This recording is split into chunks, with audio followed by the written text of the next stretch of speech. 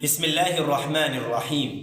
اللہ تعالیٰ نے اپنے پیارے آقا محمد الرسول اللہ خاتم النبیین صلی اللہ علیہ وسلم کی مبارک امتیوں کو ایک ایسی رات عطا کی ہے کہ جس رات کی فضیلت، جس رات کا مقام و مرتبہ اتنا زیادہ ہے گویا کہ وہ 1000 مہینے کی راتوں سے افضل اور بہتر ہے۔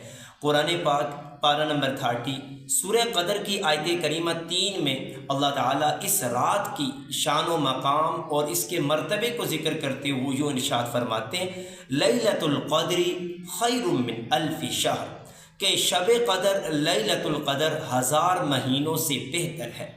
حضرت امی عائشہ صدیقہ رضی اللہ تعالیٰ عنہ فرماتی ہیں کہ آپ صلی اللہ علیہ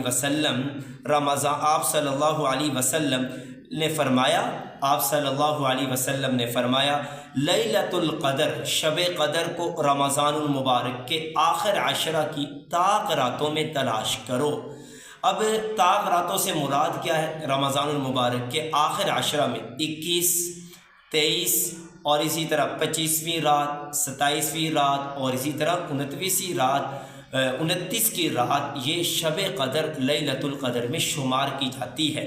حضرت ام المؤمنین سیدنا عائشہ صدیقہ رضی اللہ تعالیٰ عنہ فرماتی ہیں کہ میں نے نبی کریم صلی اللہ علیہ وسلم سے پوچھا کہ یا رسول اللہ، اگر مجھے شب قدر مل جائے، مجھے معلوم ہو جائے کہ یہ شب قدر ہے، تو پھر میں کیا اللہ تعالیٰ سے مانگوں، کون سی مناجات اور دعائیں کروں؟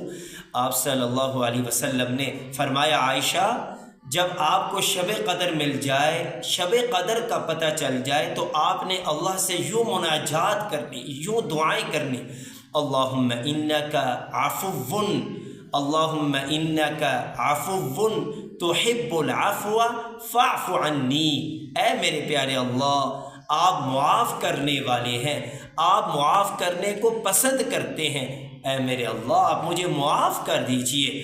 یہ شب قدر اس امت کے لیے، اس امت کے گناہگاروں کے لیے، اس ہم سب کے لیے ایک بہترین تحفہ ہے۔ ابھی بھی رمضان المبارک کی گھڑیاں باقی ہیں۔